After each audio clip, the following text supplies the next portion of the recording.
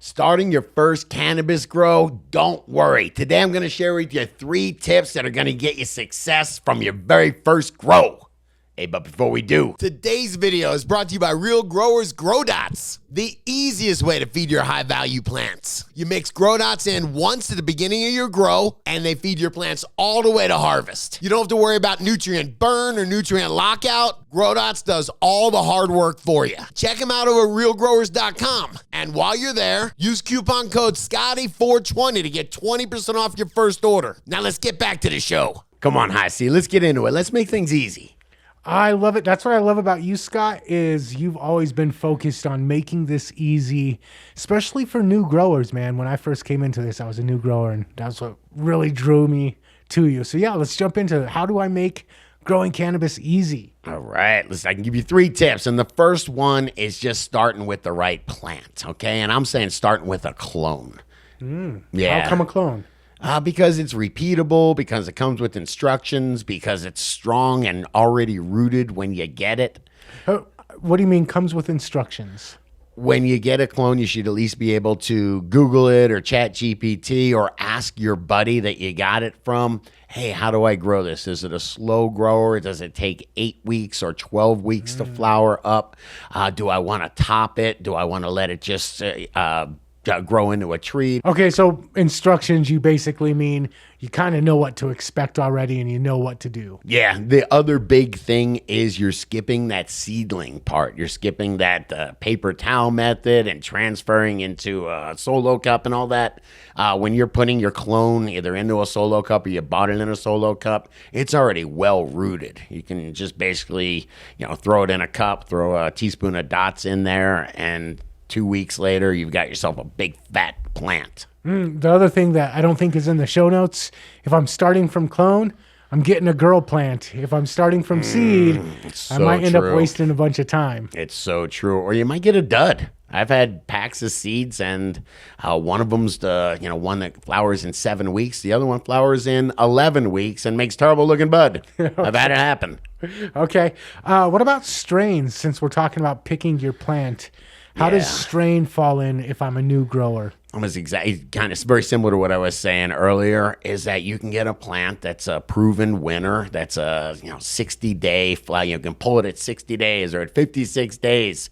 That's a great fun plant to work with. When you have something that you get where it's a 12-week strain and maybe it produces these little popcorn buds or something like that, it's not nearly as fun.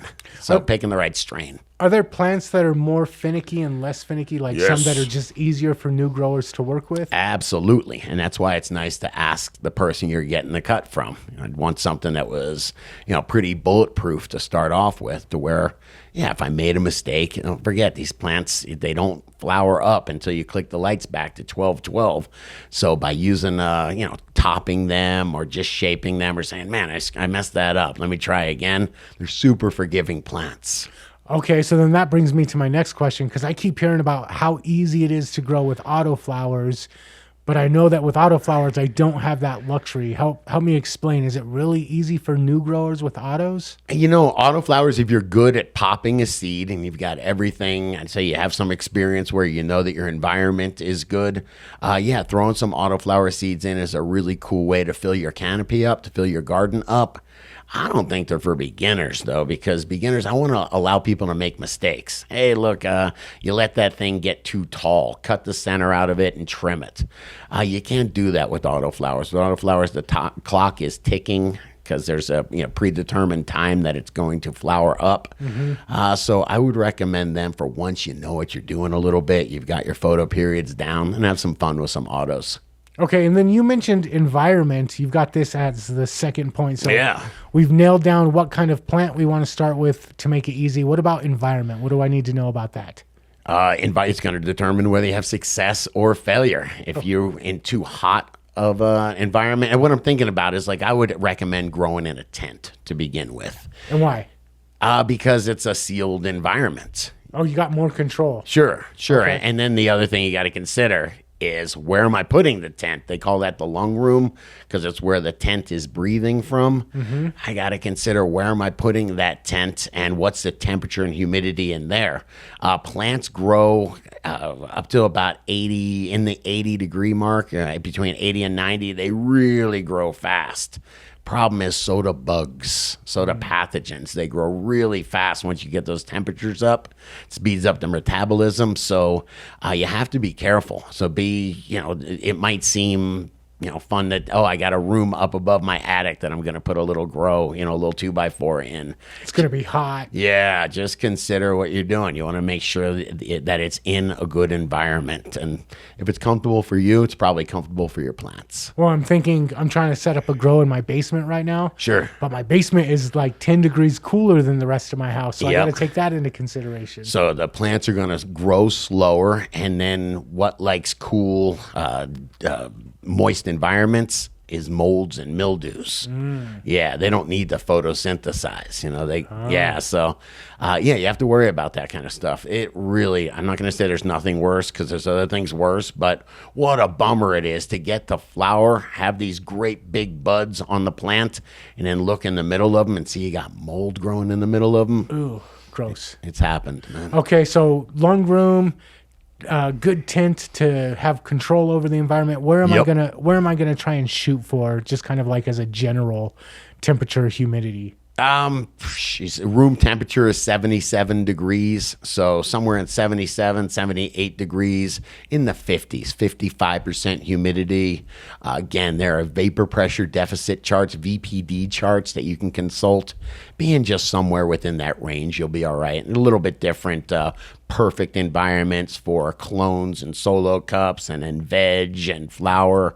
You want to be a little bit lower in humidity and flower because we want to avoid those molds. But that's one of the great things about growing in a tent, is wherever my plant's at, I can adjust it for that. Okay, so pick a good plant, get your environment dialed in. Right. And then this is something that I see a lot of, even not just new growers, but even advanced growers struggle with. Help me make it easier to kind of get over this last hurdle. I mean, I'm thinking watering, and I'll go throw watering and nutrient in there because they're very, very connected.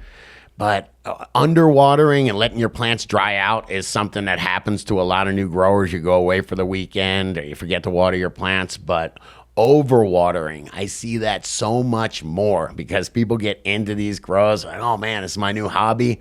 I want to go home every day and water them. And I just got the new bloom booster. I just got the new fertilizer from the store. This stuff has all the promises in the world. Let me water this on. And they end up drowning the plants. These roots, there's aerated soils and aerated medias. There's a reason why you put perlite and use cocoa coir and things like that. It's because they hold a lot of air. And if you don't have a lot of air, if you just got your roots saturated, they're just going to die. They're going to drown. Okay, so before we jump into nutrients, let's talk about an easy solution that you've kind of turned me on to when it comes to making sure my plants get the exact amount of water. Yeah, I use sip buckets. I've used them since I learned about them 10, 12 years ago. I've been developing them. Shout out to Real Buckets. That's my version of sip buckets, and they work pretty darn good. But the idea is you build the media so it holds the right amount of moisture and the right amount of air, and then you just let the wicking properties of the media just wick up, and it holds moisture and it holds perfect amount of air. So all I really do with the Real Buckets is just top water them once a week, get a little bit of soil microbes, a little bit of recharge on there, and then all I have to do is keep the reservoir filled, and it keeps my plants watered perfectly. Okay, and then you also mentioned nutrients. As a new grower, when I first got into this, that was the most intimidating thing, looking at aisles full of nutrients and not knowing how, just tons of different ways I could screw it up. I mean, those were a real profit center back in the day. You could spend thousands of dollars on nutrients, and I think my grow dots cost about $8 per plant, something simple like that. So Canna A and B is what I went to. They're very simple to use. It's at equal parts A and B. You fill you put them in your reservoir at whatever, 1,000 parts per million, whatever you're doing, and it just works. So my point, whether you're using grow dots, whether you're using Canna, General Hydroponics makes a 3-part, It's not, doesn't have to be complicated. You shouldn't be spending thousands of dollars on fancy nutrients. That's not what's going to get you success. Well, and what I like about the grow dots that is even better than the other two that you mentioned, grow dots, I just throw them in right at the very beginning and they just feed my plants all the way through. I don't have to be mixing every single day. True. Makes it a lot easier for a new grower. Yes. Yes, it does, sir. Hey, but those are just my 3 tips for making growing easy. But what about you? You got a tip for help making it easy for new growers? Let me know in the comments. And if you like this video, please hit that like button. Please smash that subscribe button. Share this video with another grower you know. And check out the other couple videos YouTube's recommending because I think you'll dig them.